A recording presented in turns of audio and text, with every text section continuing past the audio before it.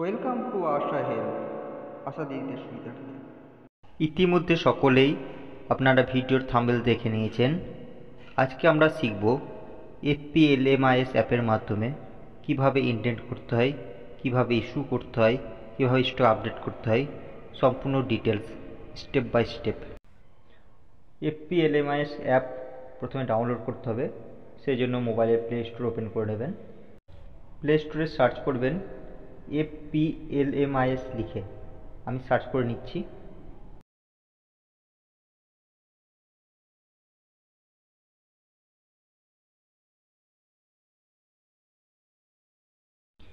Red সিম্বলযুক্ত এই এফপিএলএমআইএস অ্যাপটি আপনাকে প্রথমে ইনস্টল করতে হবে। আমি ইনস্টল করে নিচ্ছি। 4 MB জাস্ট একটা ছোট্ট অ্যাপ।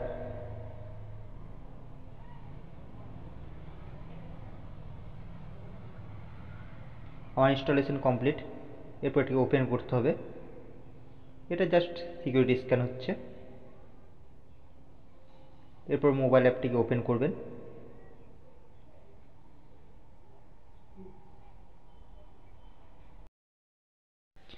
প্রথমেই আসবে ইউজার নেম অ্যান্ড পাসওয়ার্ড। আপনাদের নিজের নিজের ব্লগ থেকে দেওয়া ইউজার নেমের জায়গায় এবং পাসওয়ার্ডের জায়গায় লিখবেন। আমি লিখে নিচ্ছি। প্রাইভেসির কারণে ইউজার নেম ও পাসওয়ার্ড আমি হাইড করে রাখলাম।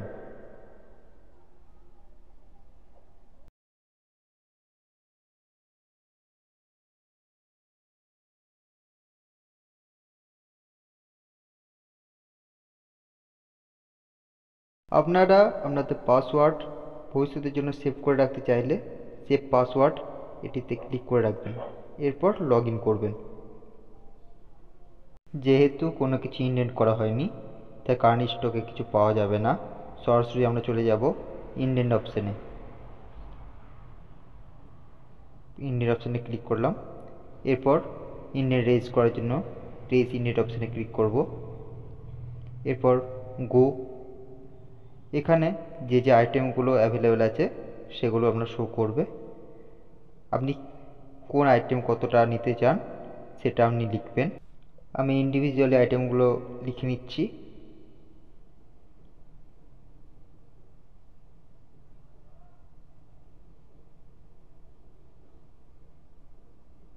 এরপর রেজ ইনডেন্ট এই অপশানটায় ক্লিক করবেন।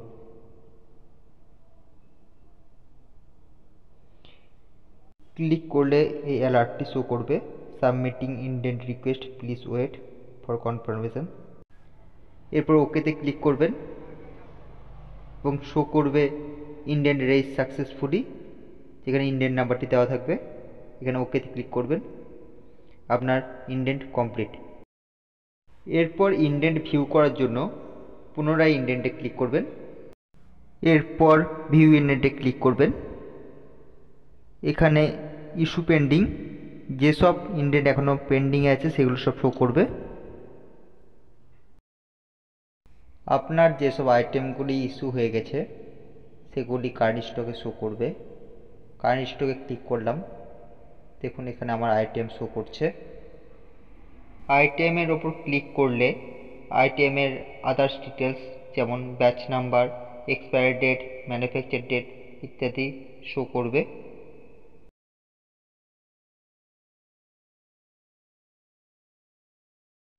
কোনো আইটেম কাউকে দিতে হলে ইস্যু টু ক্লায়েন্ট এই অপশানে গিয়ে রেজিস্টার করবেন।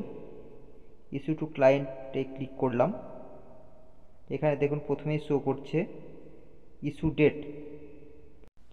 যে ডেটে রেজিস্টার করছেন ইস্যু ডেটটি অটোমেটিক্যালি সেই ডেটটি ফিল হয়ে যাবে। এরপর আছে ক্লায়েন্ট নেম। যাকে আইটেমটি ইস্যু করছেন তার নামটি ক্লায়েন্ট নেমের ঘরে লিখবেন। আমি ইন্ডিভিজুয়ালি এবিসিডি লিখে নিলাম। এরপর তার ফাদার্স নেম দেবেন। ক্লায়েন্টস এজের ঘরে তার বয়সটি লিখবেন। এরপর তার জেন্ডারটি সিলেক্ট করবেন। তার আধার নাম্বারটি সঠিকভাবে লিখবেন।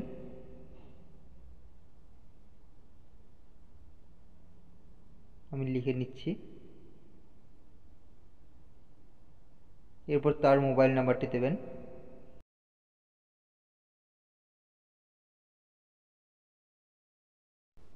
এরপর আইটেম ইস্যু করার জন্য সিলেক্ট কমোডিটিতে সিলেক্ট করবেন।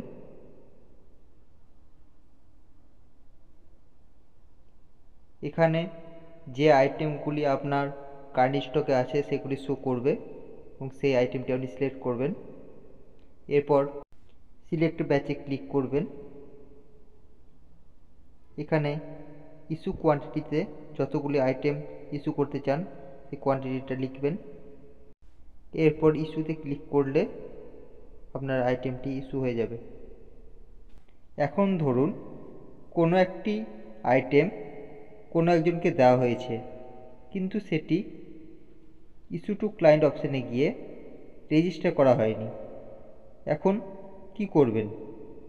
এর জন্য রয়েছে স্টক আপডেট অপশানটি। এই স্টক আপডেট অপশানের মাধ্যমে আপনি আপনার কাছে থাকা স্টক সংখ্যা আপডেট করতে পারবেন। এর জন্য প্রথমে আপনাকে ক্লিক করতে হবে স্টক আপডেট অপশানটিতে। আমি ক্লিক করে নিলাম। এখানে সিলেক্ট কমিউনিটিতে আপনার আইটেম নেম সিলেক্ট করতে হবে।